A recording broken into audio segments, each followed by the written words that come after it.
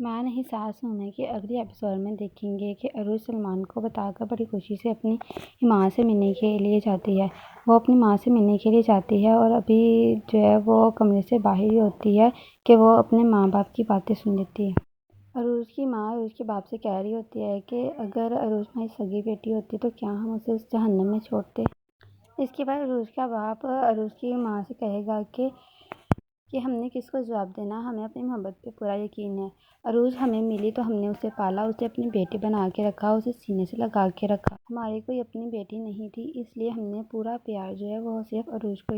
عروج بائی کھڑی یہ ساری باتیں سن رہی ہوتی ہے تو بہت زیادہ پریشان ہو جاتی ہے، اس کی پیروں کے نیچے سے زمین ہی نکل جاتی ہے۔ وہ بہت زیادہ پریشان ہو جائے گی اور پھر اپنے ماں باپ کے پاس نہیں جائے گی بلکہ وہ تنہائی میں چلی جائے گی، کہیں تنہا جا کے بیٹھ جائے گی، ساحل سمندر پہ جا کے بیٹھ جائے گی اور سوچے گی کہ میں کون ہوں، میں کہاں سے آئی ہوں، اگر میں ان کی بیٹی نہیں ہوں تو میں کس کی بیٹی ہوں، میرے حقیقی ماں باپ کون ہیں۔ دوسری طرف آپ دیکھیں گے کہ شائستہ بہت ہی غصے میں مہرین کے پاس آئے گی، اسے کہے گی کہ تم نے اس بچی سے ایسا کیا کہا ہے کہ اس کی ماں وہ بھی ہو۔ مہرین کہے گی کہ عروج نے مجھے ایسی بات کہی ہے کہ میں اگر آپ کو بتاؤں گی تو آپ بھی یقین نہیں کر پائیں گی۔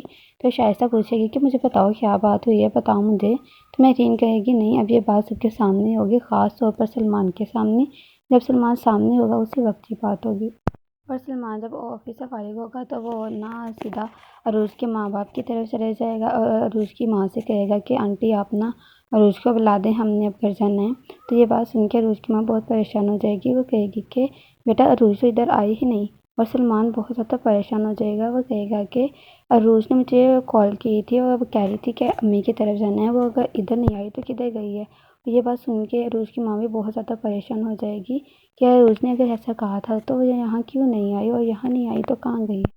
اس کے بعد سلمان عروج کو ڈھونڈتے ڈھونڈتے ساحل سمندر پہ جا پہنچے گا اور عروج کو دیکھے گا، اسے پوچھے گا کہ کیا بات ہے، اتنی پریشان کیوں ہو، ایسی کیا بات ہے جس کے لیے تمہیں تنہائی کی ضرورت پڑ گئی۔ تو عروج کہے گی کہ جو بات تم پوچھنا چاہ رہے ہو وہ شاید تم نہ جان سکو، کیونکہ یہ بات مجھے بھی آج ہی پتہ چلی ہے۔